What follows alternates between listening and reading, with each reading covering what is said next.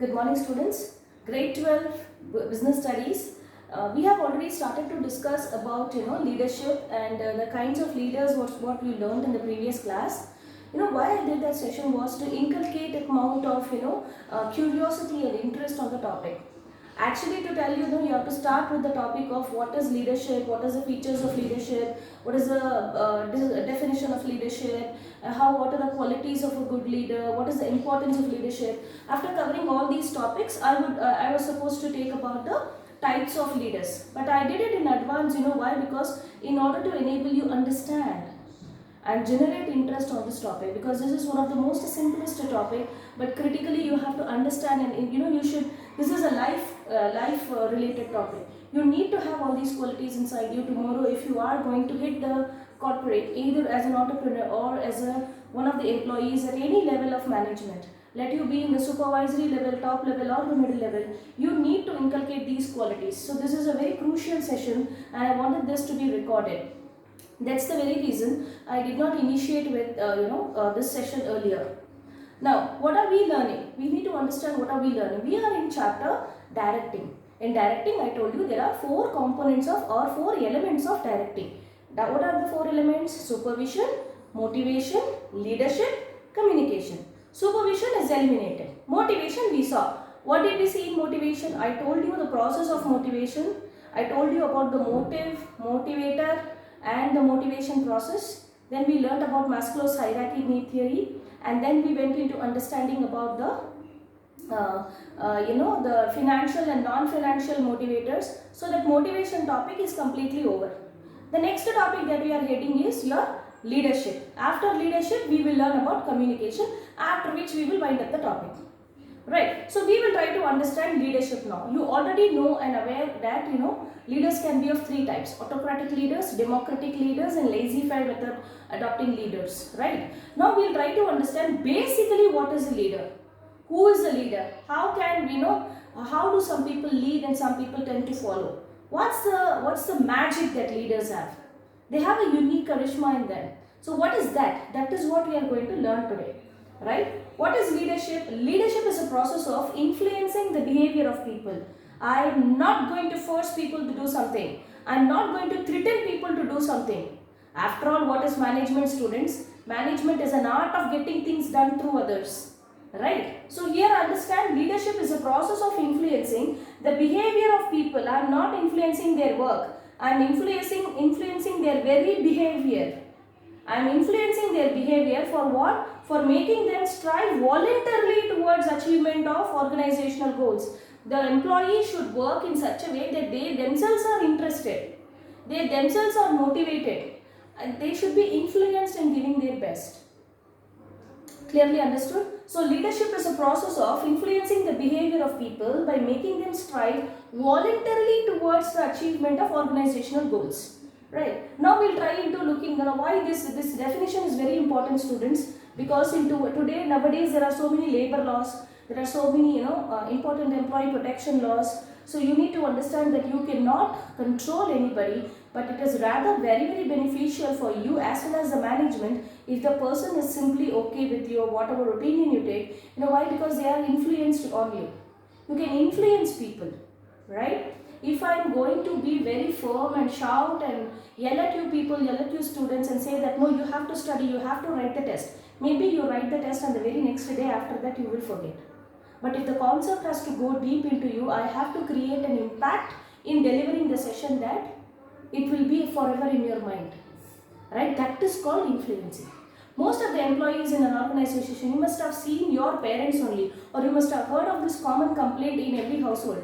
Employees are working overtime.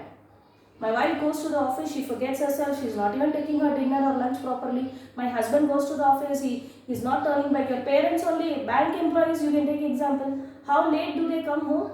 How are they working overtime? Are they getting anything extra? It all depends upon the manager.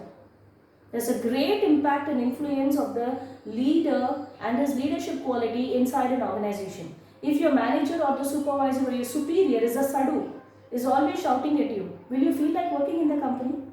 But if he is very polite and humble and he knows where to be firm and he makes a mark with his delivery or with his communication skills, then thereby employees will all automatically work towards the benefit of the organization.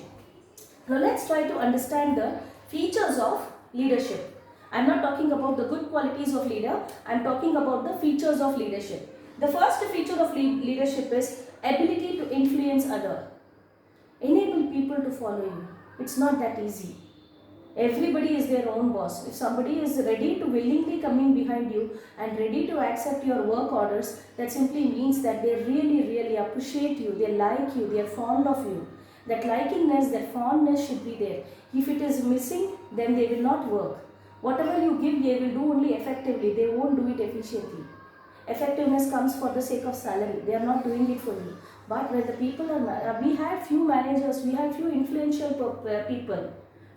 Suppose in our school also you can take example, if Jitendra sir says something, immediately commerce department will do. It will not even question why sir we are doing it now, when can I give it, nothing. Moment a work comes, everybody is willing to do. Why? Leadership qualities.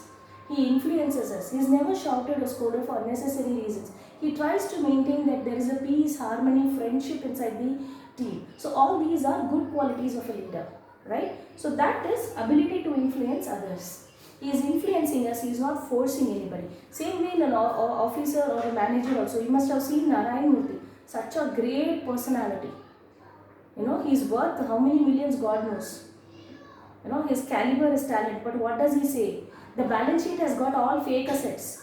The real assets of the organization are every day walking away from the company. I am hopeful and praying God that they come back again. The non-financial assets of the company, that is the employees, are the true assets. And he tells it even today. Jack Ma, he says employees are important. They are all great leaders. They are all great leaders. So they influence people. Even if salary was cut, why did people who continue to work in Infosys? Just because he has given partnership or ownership? No. Because they really admire their hero. A leader is a hero for them. Same way as a manager. Alright? Then, bring a change in others' behavior. You may have different personalities entering your organization. One is a Punjabi, one is a Gujarati, one is a South Indian, one is workaholic, one is lazy, one has attitude issue, one is short-tempered. Different varieties of people come inside, different linguistic differences, regional differences, personality differences. One is a trailblazer, another one is a ordinary moderator. Different personality types come inside a company, come and work inside. So to deal with so many of them, and to bring about a change is the work of the leader.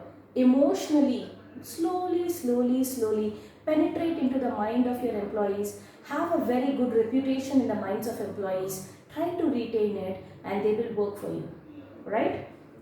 It indicates interpersonal relationship. Never have a grudge or never have that attitude of because you are a superior position, you are in a better authority, you are getting better paid, you are more caliber. One day that employee, you will never know who is going to take over you.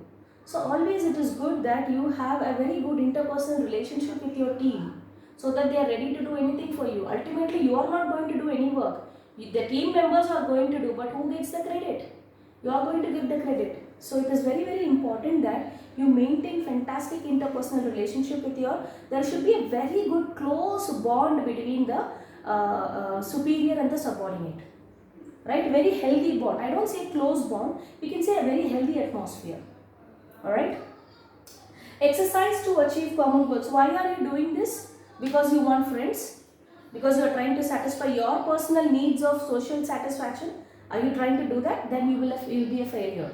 Anything that you do inside an organization, you will be doing it for the betterment of the company, for increasing the profits of the company. So thereby here, when you are trying to maintain good relationship between the team, it is critically why? Because to achieve the common goal. Understood? It is exercise to achieve the common goal. Then it is a continuous process. Yes, leadership, like any other management process, cannot today I became a leader, I gave the work, my task is done, I can relax. No. Until and unless the organization is coming to an end, you will continue. As long as there is business, there is leadership required. There are managers required at every level. At operational level, you call them supervisors. At middle level, at the top level, you definitely require managers. Right? So these are the very same things that have been little elaborately explained as importance of leadership. Now you have understood what are all the features of leadership. Same thing only you can explain a little elaborately for importance of leadership. So I want you people to read that topic today. after going through the video, read importance of leadership also. Now what did you understand in leadership? First thing, never try to show your authority. Influence people. You know, there's a popular dialogue also in the movie Dabangg. थप्पड़ से डर नहीं लगता, प्यार से लगता है. Same way, hit a person with your dignity, hit a person with your talent, hit a person with your ability to influence him. Do not show your authority, they will give you back. First principle of leadership is try to be very straight, honest, integrity, a person with a high level integrity, and automatically you will see that people will do it. If Mahatma Gandhi was able to lead the entire country, he was not even rich, he was not poor, he was very straight, he was very honest. So that enabled him to have so many followers. Right? He never had shown that attitude. There are so many examples that we can take, right, in history. How were they good leaders or great leaders? That is the reason. Right? So leadership is a process. It's a process. It is not a one-day act. It is a process. What process it is? Influencing people. Right? Influencing what of people? Behavior of people. Influencing the behavior of people is leadership. Right? Now we talk about the features. First one is influence others. Second one is bring the change in them. Let them, put them to work. Get them to work efficiently. Right? And it indicates the interpersonal relationship. If that team is performing extremely fine, it is because of the manager. You know, because of the manager. Then exercise to achieve common goals. It's exercise to achieve the common goal. What is the common goal? Common goal is company's profit, not your personal goal of having friends. Right? The next one is continuous process. Yes, all management components are continuous. There is no full stop or end to this. After one task is over, the other one comes up and you have to influence people. Do not think that you have fueled the vehicle. Now the vehicle will run on its own. When the fuel is over, again you have to refill it. Same way as leadership. The dose of leadership should be continuously there. Right? It doesn't mean that autocratic leaders are bad. It again, I am telling you, it all depends upon the subordinates. How the leader is. If he gets a very good chunk of subordinates, efficient people, he can be a laissez-faire leader. If he is not able to get, little bit guidance is required, so he becomes a democratic leader. With experience, democracy comes. When people are not understanding and not listening, and it's a factory kind of atmosphere, they are wasting a lot of time. They do not critically understand the value of time management. Due to all those reasons, the leader has to be firm. In that area, he becomes autocratic. Right? Thank you and have a fantastic day.